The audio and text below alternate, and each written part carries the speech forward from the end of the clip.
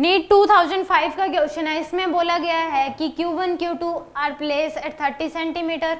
Diagram इसमें Q1 ये Q2 30 centimetre पे रखे हैं, Q3 यहाँ पे 40 सेंटीमीटर पे रखा हुआ है और ये बोला गया है कि इस Q3 चार्ज को यहाँ से इस पाथ से यहाँ पे लेके आ रहे D पे। फाइनली जो Q3 चार्ज है यहाँ पे है फाइनली।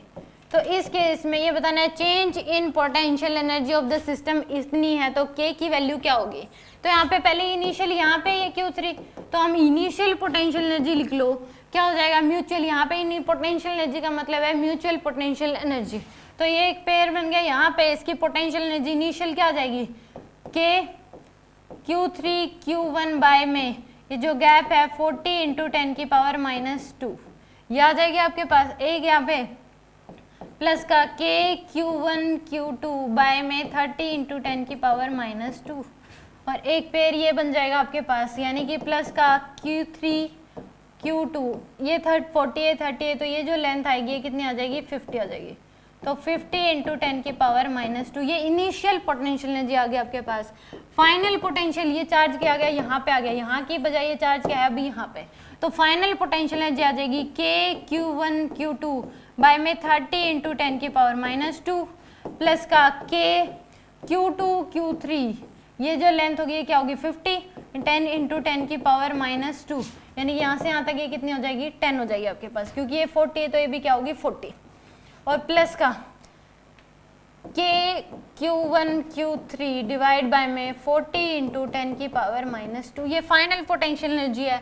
वर्क निकालना है तो फाइनल इसमें चेंज इन पोटेंशियल एनर्जी ही पूछा है तो यहाँ पे चेंज इन पोटेंशियल एनर्जी क्या हो जाएगा U final minus U initial. तो फाइनल लिख लो यहाँ पे K Q1 Q2 30 इंटू 10 की पावर -2 प्लस का K Q2 Q3 divide by में 10 इंटू 10 की पावर -2 और प्लस का K Q1 Q3 divide bye 40 into 10 की पावर -2। माइनस साइन तो इन सब के साइन चेंज हो जाएंगे क्योंकि पूरे के आगे माइनस साइन आएगा। तो माइनस का K Q3 Q1 divide by 40 into 10 की पावर -2 माइनस का K Q1 Q2 divide by में 30 इंटू 10 की पावर -2 और आ जाएगा माइनस का K Q3 Q2 divide by में 50 इंटू 10 की पावर -2। तो यहाँ पे ये क्या हो जाएगा कैंसिल आउट, ये दोनों भी क्या हो जाएंगे कैंसिल आउट, यानी कि जो बचा है हमारे पास K Q2 Q3 divide by में 10 इंटू 10 की power -2 delta U equal to और माइनस का K Q2 Q3 divide by 50 into 10 की पावर -2 क्या आ गया हमारे पास। तो इसको हमें सोल्व करना है बस।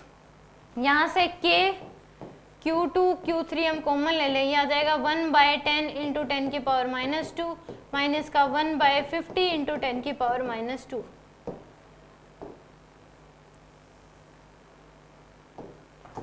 तो इस केस में delta U equal to K Q2 Q3 यहाँ पे एलसीएम ले लो 50 इंटू 10 की पावर -2 आ जाएगा 5 - 1।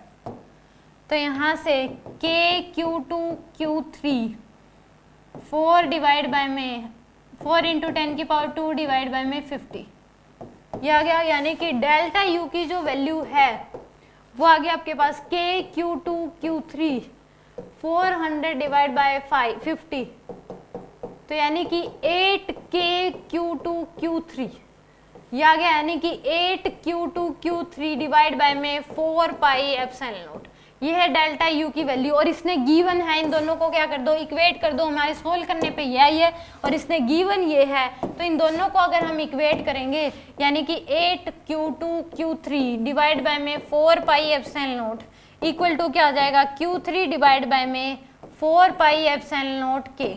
तो यहाँ से Q3 से Q3 कैंसिल, ये कैंसिल, K की जो वैल्यू है वो क्या आ गई 8Q2 के बराबर। K की वैल्यू क्या है 8Q2 के बराबर। सी ऑप्शन क्या है इसमें करेक्ट है। सिंपल हमें म्यूचुअल पोटेंशियल एनर्जी पता होनी चाहिए क्या होती है, पेयर होते हैं तो एक पेयर ये बन गया, एक ये बन गया और एक पहले इनिशियल ये 3 पेयर और बाद में भी 3 पेयर, फाइनल माइनस क्या करना है इनिशियल करना है और पोटेंशियल एनर्जी का formula K Q1 Q2 by R होता है।